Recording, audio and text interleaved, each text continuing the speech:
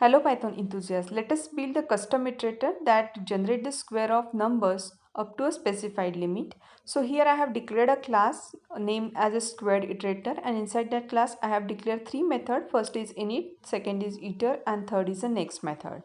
After that, I have created the object of my square iterator class and I have given the limit 5, that is up to 5. I want to find out the square of the element. So that limit 5 is passed to the init method and we are initialize the limit with 5 as well as we are initializing the current value with 0.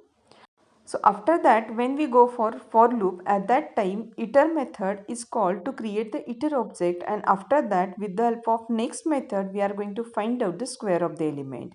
So you can check here, when I go for square in square, in that case first iter method is called and that iter method is going to create the iter object.